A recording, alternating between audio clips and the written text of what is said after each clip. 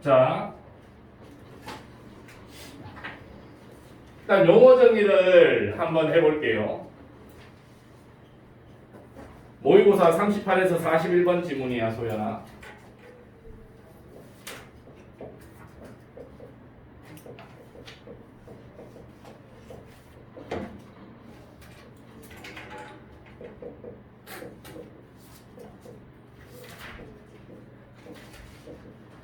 재정정책이 뭐고 통화정책이 뭐죠?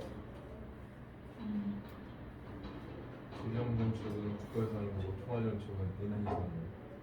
아, 국가에서 하고 은행에서 하고 뭐 비슷한 말인데, 재정정책은 그 추진하는 주체가 정부고, 통화정책은 추진하는 주체가 은행은 은행인데 어디 은행? 중앙은행인 한국은행이야, 그지? 중앙은행인 한국은행이야. 그러면 재정정책은 정부가 어떻게 하는 건데? 재정을 더 쓸지 더 안 쓸지 정해서 그러니까 정부가 수입을 늘릴지 지출을 늘릴지 결정하는 거지, 그치? 맞아? 정부는 수입을 늘리려면 어떻게 해야 되죠? 많이 그렇던데. 많이 거두어들이면 되죠. 누구로부터? 어? 그러니까 정부의 수입이라는 건 조세 수입을 얘기하는 거잖아, 세금. 그지? 맞아요? 맞아요? 그러면 요즘처럼 코로나 여파로 경기가 침체됐을 때 세금 더 내라 그러면 국민들이 좋아하겠습니까? 그러면 요즘처럼 경기가 침체했을 때는 정부가 국민을 위해서 지출을 확대해야 되겠죠. 이해갑니까? 이런 걸 확대 재정 정책이라고 하는 거야. 지출을 하려고 하는데 올해 2020년에 거두어들인 돈 가지고는 모자라. 그럼 어떻게 해야 되니?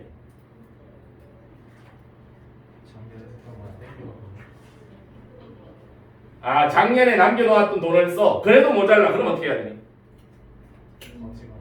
어? 돈을 더 찍어내. 아, 돈이 모자라서 돈을 더 찍어낸다. 그건 한국은행이 하는 거구만. 국민들한테 100만 원씩 주고 싶어. 지금 코로나 때문에 힘들어하니까. 근데 돈이 없어. 어떻게 할 거야? 빌려와요. 그래, 빌려야지. 어떻게 빌려? 외국에서. 아, 그러면 우리나라 국채가 늘어난다라고 얘기하죠. 그죠? 아니면 채권을 발행하는 방법도 있죠. 이해가니? 채권을 발행해서 지출할 돈을 확보하는 방법도 있을 거예요. 그죠? 맞아요? 그러면 통화정책이라는 건 뭔데요? 중앙은행이 하는 거니까 통화정책에는 어떤 게 있어? 이자율 금리를 높이거나 낮추거나, 물론 이때 한국은행이 정하는 금리는 기준금리가 되죠. 그죠? 5월 말에도 기준금리가 또 낮아졌지. 지금 0.5%야. 그치? 아니면 아까 누가 얘기한 것처럼 통화량을 늘리거나 줄이거나. 그치? 맞아? 그러면 요즘처럼 경기가 침체했을 때 통화량을 늘려야 됩니까? 줄여야 됩니까? 그렇죠. 통화량을 늘려야 되죠. 통화량을 늘린다라는 건 금리가, 이자율이 어떻게 된다라는 거죠? 지금처럼. 그지? 맞아요? 그러면 우리나라 돈의 가치는요? 우리나라 돈의 가치는 높아져요? 떨어져요? 많으니까 흔해지면 가치가 떨어지는 거야. 그치? 우리나라 돈의 가치가 떨어지면 물가는요? 올라가야죠. 그죠? 물가가 올라가면 물건의 가격이 올라가는 거잖아. 그치? 그럼 기업들이 좋아요? 안 좋아요? 좋아요. 그지? 그럼 물건 많이 만들어야 되겠지. 잘 팔리니까. 비싸니까. 그지? 물건 많이 만들려면 직원 뽑아야 돼요? 안 뽑아야 돼요? 뽑아야 돼요. 그러면 집에서 노는 삼촌, 언니, 오빠 취직하게 돼요. 그러면 또 월급 받아요. 그러면 경기가 좋아지겠지. 그래서 이렇게 하는 거지. 맞아요? 그렇죠. 됐습니까? 그러면 지문으로 들어가 볼게요. 지문으로 들어가기 전에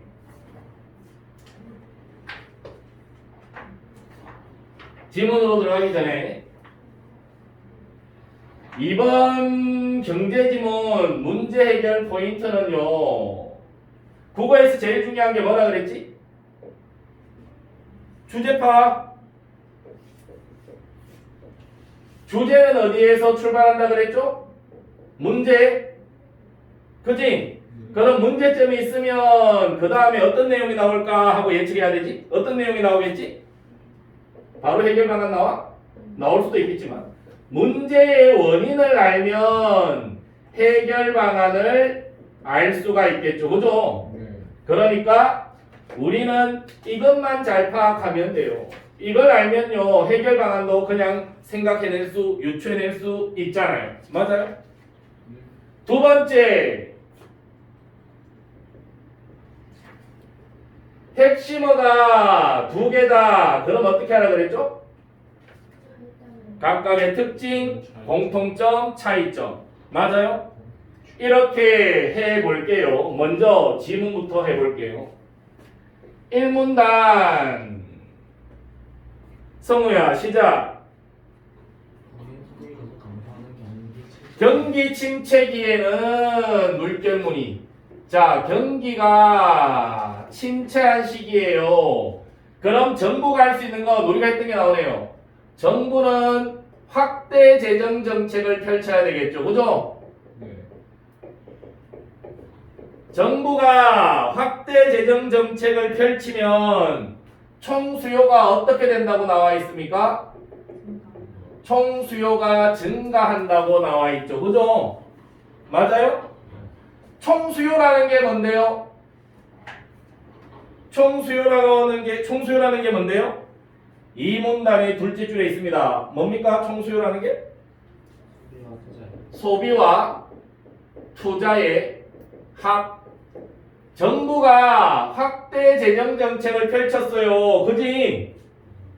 코로나 지원금 줬단 말이야. 그러면 국민들이 소비를 많이 해요, 안 해요? 소비를 많이 해요. 그죠? 나도 재난지원금 받은 거 지금 거의 다 써가거든. 국민들이 소비를 많이 하면 기업들이 힘이 나서 투자도 많이 할 수 있겠죠. 그죠? 그래서 정부가 확대 재정 정책을 펼치면 정부가 재정 지출을 늘리면 총 수요가 증가하게 된다고요. 됐습니까? 네. 그 다음에 통화 정책으로는 어떤 정책을 펼칠 수 있다고 나와 있죠? 통화량을 증대시킨다고요. 그죠? 네. 통화량을 증대시켜서 이자율을 하락시키면 그것을 통해 민간의 투자가 촉진이 된답니다. 맞아요? 맞습니까? 이러한 정책의 효과를 분석하기 위한 이론이 있는데 그게 뭐예요? 핵심어겠네요. 그게 뭐예요? ISLM 모델이래요. 이게 이글 전체의 핵심어죠. 맞아요? 그럼 이 문단의 핵심어는 뭐예요? IS죠.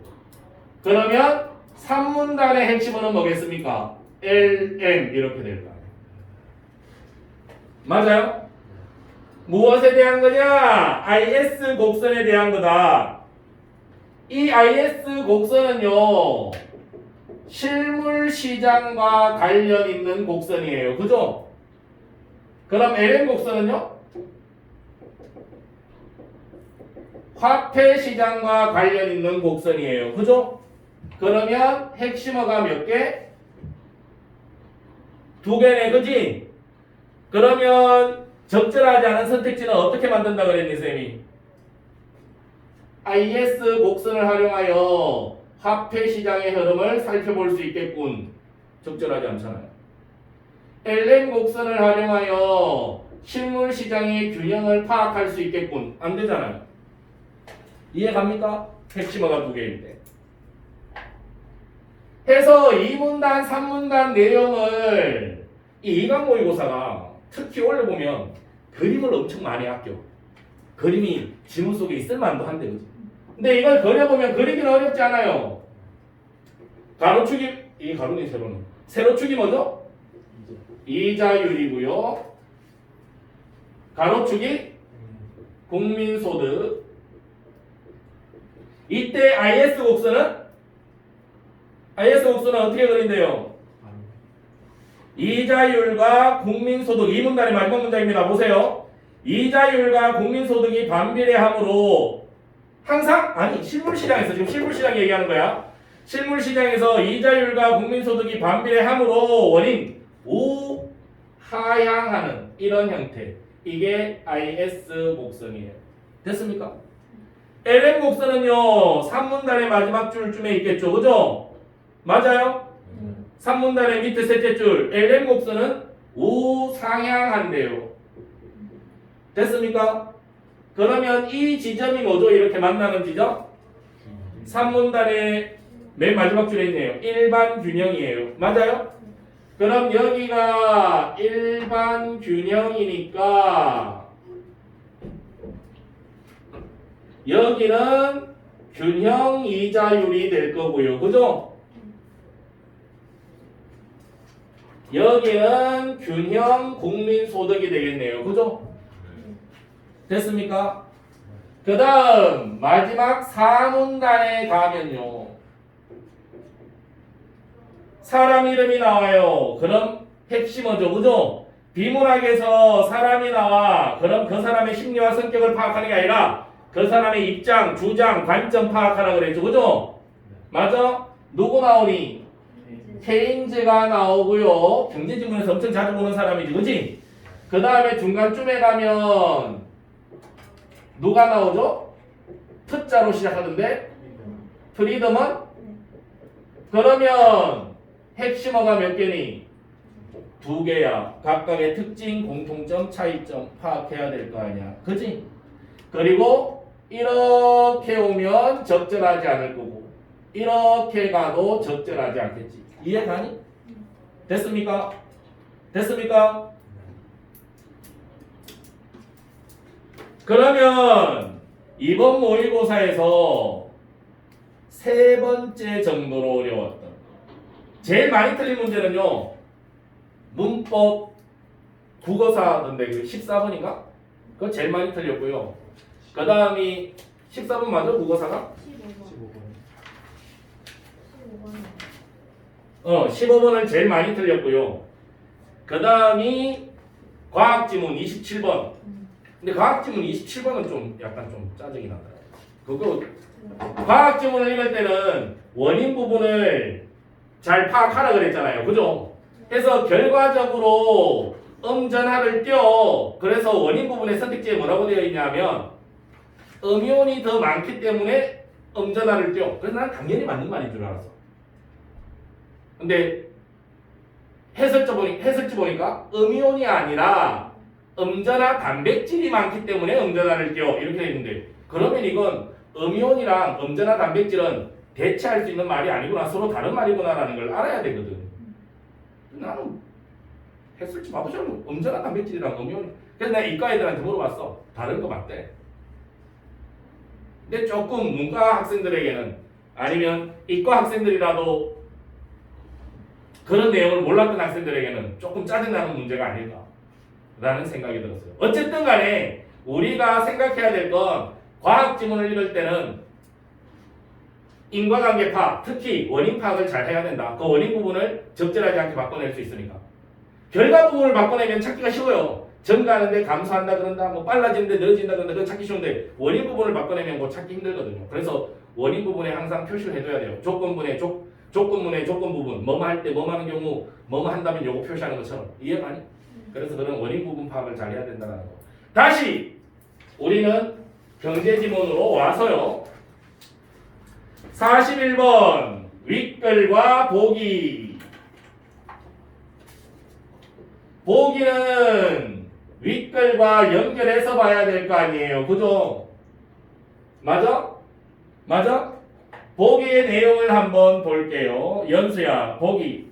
정부가 재정 지출을 증가시켰을 때 자, 뭐뭐 할 때 정부가 재정 지출을 증가시켰을 때 총수요가 뭐였죠? 소비와 투자, 그지? 이게 확대를 하면 더 크게 증가하였다면, 그러니까 정부가 30조를 지출했는데 소비와 투자의 합이 40조, 50조가 됐어. 오케이? 그걸 뭐라고 한대요? 이걸 승수효과라고 한대요.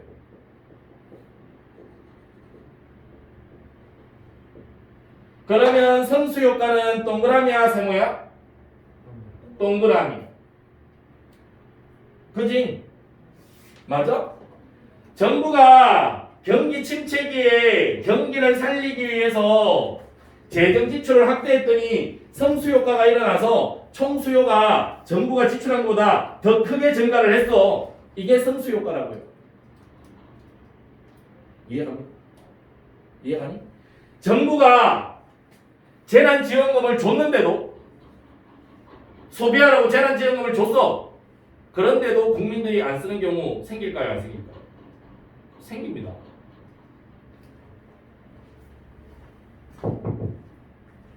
금리를 낮추었어. 심지어 마이너스 금리를 실시해. 그럼 소비가 막 늘어나야 되잖아. 그치? 그때 쌤이 얘기했잖아. 일본에서는 저축의 욕설이 일어났다고. 그럴 수도 있습니다. 그러니까 정부가 기대한 만큼 총수요가 증가하지 않을 수가 있어요. 그런 걸 유동성 함정이라고요. 유동성 함정에 왜 빠지는 줄 압니까? 잠깐 요거랑 조금 관련이 있는데, 금리가 실질금리가 있고 명목금리가 있잖아. 그지? 맞아? 명목금리가 5%야. 내가 그러면 100원을 예금을 하면 1년 뒤에 105원을 받을 거 아니야. 그지? 그지? 그런데 1년 뒤에 물가가 올라서 1년 전에 100원 하던 얘가 1년 후에 105원이 됐어. 그럼 나는 5원을 번 거니? 1년 전에 100원이 나에게는 105원이 됐어. 이자를 받아서. 그지? 그런데 1년 전에 100원 하던 이 물건이 1년 후에 105원 하는데 또이잖아, 전문용어로. 그러니까 실질적으로 내가 이자 받은 건 없는 거나 마찬가지잖아. 그러니까 실질금리라는 건요, 명목금리에서 물가를 빼야 돼요. 이해갑니까? 그게 실질금리예요. 실질금리는 명목금리 마이너스 기대 인플레이션, 물가. 이해가니? 그런데 생각해봐라. 얼마 전에 안 그래도 그저께인가? 뉴스에 나왔어. 우리나라 기대 인플레이션이 마이너스래. 물가가 떨어질 거라는 이야기죠. 물가가 떨어지면 어떻게 되냐 하면 봐. 이게 100원 하다가 50원으로 내려갔어. 그럼 물가가 떨어지는 거잖아. 그치? 그러면 나에게 있는, 돈 아니네.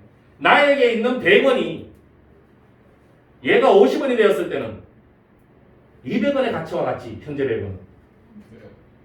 그러니까 돈의 가치가 올라가는 거야, 떨어지는 거야? 올라와요. 그래. 기대 인플레이션이 떨어지게 되면요, 물가가 떨어지게 되면 돈의 가치가 올라가요. 그럼 가치 있는 돈 함부로 쓸 수 있니 없니? 없어. 그래서 꼭 쥐고 있는다고. 이게 유동성 함정이야. 이해가니? 그래서 지금 같은 경우에 유동성 함정에 빠지기가 좋단 말이야. 그래서 정부가 낸 아이디어가 뭐예요? 안 쓰면 국가가 그냥 가져갑니다. 쓸 수밖에 없게 만드는 거지. 안 그러면 유동성 함정에 빠졌을 거예요. 이해갑니까? 이해가요? 아무튼요, 정부가 30조를 지출했으면 소비나 투자가 그걸 넘어서는 효과가 발생하는 거, 그게 승수효과예요. 그런데 정부가 보기의 셋째 줄에 반면 나옵니다. 별표, 차이점, 출제요소죠. 정부가 재정 지출을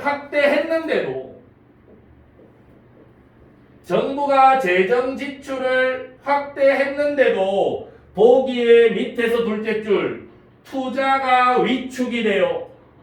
그래서 총 수요가 감소하게 돼요. 이게 문제잖아요. 이걸 뭐라고 하죠? 구축 효과라고 해요. 그러니까 이게 문제잖아요. 그지? 어이.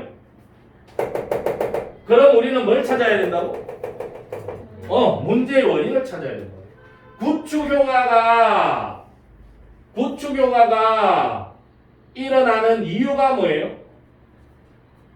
정부가 재정 지출을 확대했는데도 왜 총수요가 증가하지 않고 오히려 감소하는 현상이 나타났을까? 그 이유를 파악해야죠. 그 이유가 뭐예요?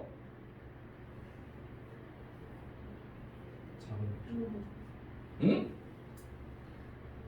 금융시장에서 자금 부족으로 인해 어떻게 된다고요? 자, 보기 그 내용 이해 안 가면 반면 다음 부분 간단하게 얘기하면 반면 밑에 줄 국채를 발행 줄치고 정부가 국채를 발행해요. 왜요? 아까 선생님이 정부가 돈이 없으면 국채를 발행한다 그랬잖아. 맞아? 그럼 내가 30조를 발행할 거란 말이야. 그럼 너 나한테 10조, 너 나한테 10조, 너 나한테 10조 채권을 사서 이해가니? 살 거야 안 살 거야? 살 거야 안 살 거야? 국가인 내가 채권을 발행하는데 살 거야 안 살 거야? 사야지. 왜? 만기가 되면 이자도 받죠. 그리고 국가가 쉽게 망하겠습니까?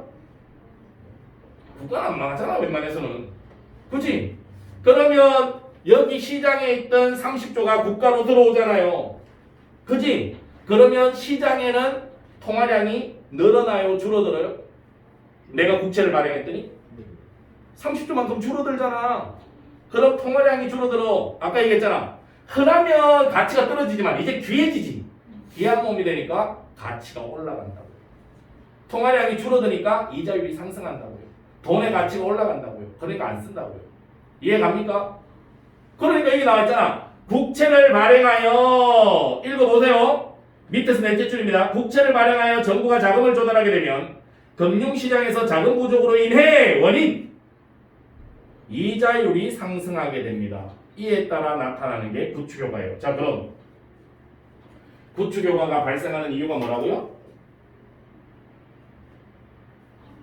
정부가 국채를 발행해서 맞습니다. 그럼 해결 방안은요?